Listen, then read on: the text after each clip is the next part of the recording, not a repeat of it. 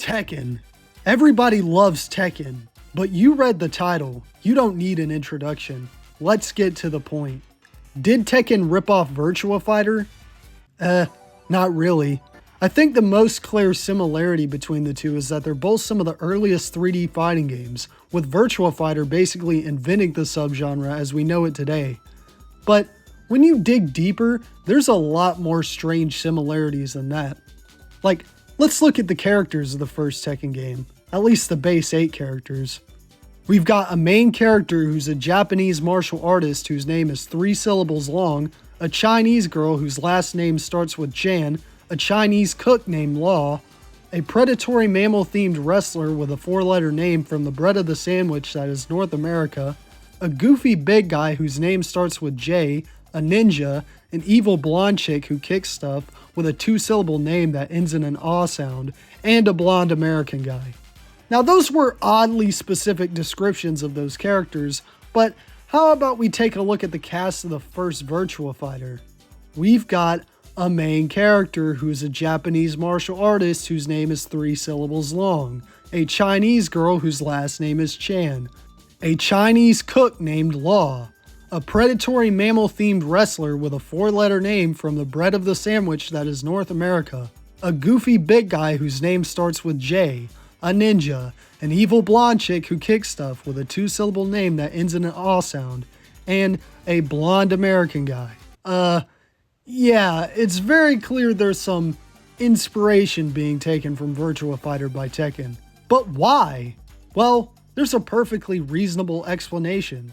A few of the people who worked on Virtua Fighter moved to Namco and worked on Tekken, so they took a lot of inspiration from their previous work. Tekken 1 was directed by Seiichi Ishii, who was a designer who worked at Sega AM2 on games like Virtua Racing and Virtua Fighter. Not only that, the two games share other team members, like Kunihiko Nakata, who was a game designer for Virtua Fighter and a character designer for Tekken, which explains why the characters are so similar. So yes, they did take heavy inspiration from Virtua Fighter, a lot more than just the idea of a 3D fighting game. But did they rip it off? No. They had their own ideas. Virtua Fighter is controlled with 3 buttons, guard, punch, and kick, whereas Tekken is controlled with 4 buttons, each corresponding to a limb. While Virtua Fighter's stages are finite and the game allows you to push your opponents out of the ring, Tekken stages are infinitely looping. Tekken also has endings, at least in the PS1 version, while Virtua Fighter infamously doesn't. Even when it comes to the characters, there's still differences. Kazuya is evil while Akira is a good guy, Michelle is half Native American while Pai is a movie star, Martial Law is much younger than Law Chan, more Bruce Lee inspired, and half American, King wears a mask while Wolf doesn't, Jack is a robot while Jeffrey is a human, Yoshimitsu is a lot less traditional of a ninja than Kage is and wields a sword, Nina is Irish instead of American like Sarah, and also Sarah stopped being a villain by Virtua Fighter 3, and Paul and Jackie don't have a lot in common beyond being blonde American guys. Plus, everyone has completely different fighting styles, obviously.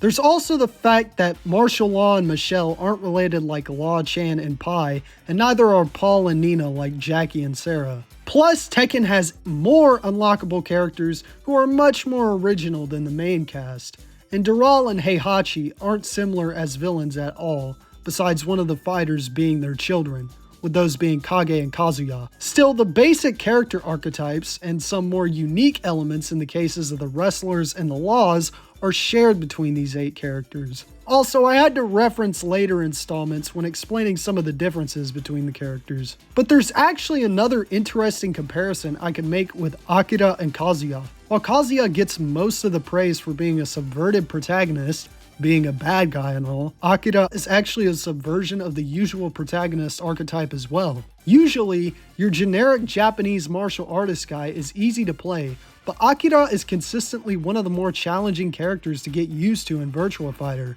Despite his getup leading you to believe he practices karate, he actually practices Hakyoken, which series creator Yu Suzuki himself practiced. In fact, it wasn't until they introduced their last character that they introduced a karate practitioner. Even going past the first games in each series, both Virtua Fighter 3 and Tekken 4 both experimented with dynamic arenas, with Virtua Fighter doing it first. But the clearest difference is that Tekken is a lot crazier than Virtua Fighter, being a lot more supernatural and fantastical. I'm not saying this is a bad thing in Virtua Fighter's case, but it definitely explains why the franchise isn't as popular as Tekken. It's not a case like Darkstalkers where the series doesn't attract a big enough audience because it's misrepresented by Capcom. With Virtua Fighter, what you see is what you get. Basic martial arts. But I understand exactly why anyone would prefer one over the other. Tekken is way faster paced and flashier with a big focus on story, while Virtua Fighter focuses more on the gameplay and having a small cast of varied and fleshed out fighters to play as. I personally prefer Virtua Fighter, though I like both. I don't like the limb control scheme as much, and Tekken has way too many near clone characters for my liking. Virtua Fighter just focuses more on quality than quantity. There's no need for dream match games like Tekken Tag Tournament because they make sure to never drop anyone from the cast. Except for that one time, but we don't talk about that.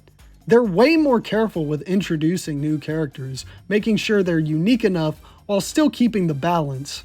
Every character is more of an excuse to simulate a real martial art, so it's really filling a void that no other game does. I mean, Virtua Fighter players have basically been playing essentially the same game for nearly 20 years now. It's that good.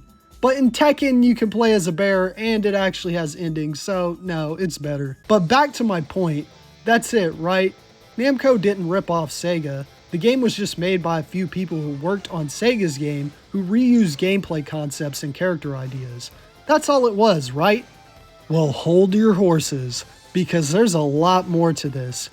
See, a few months ago, I found that there was this very interesting pattern of Sega AM2 creating games, then Namco creating similar games. And there's plenty of examples that aren't just Virtua Fighter and Tekken. I first discovered this in January of the year I'm making this video. I had wanted to make a video about the UGSF. For those who don't know what the UGSF is, it's this shared universe project that Namco created to essentially tie nearly every one of their games together. If you go to the website, you'll understand why I didn't make the video. But I made a community post asking my audience what they thought of Namco arcade games, and I got an interesting comment. 90s arcade Namco will always be a diet Sega. Now, I thought this was just a big old fanboy of 90s Sega arcade games, but then I read the reply, where they listed out some examples of this phenomenon of Namco essentially copying Sega, and I became very interested. Unfortunately, whoever left that reply seems to have deleted it, and I'm really upset as it's basically what inspired this video.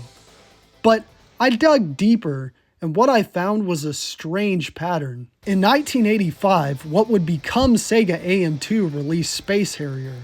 In 1989, Namco released Burning Force.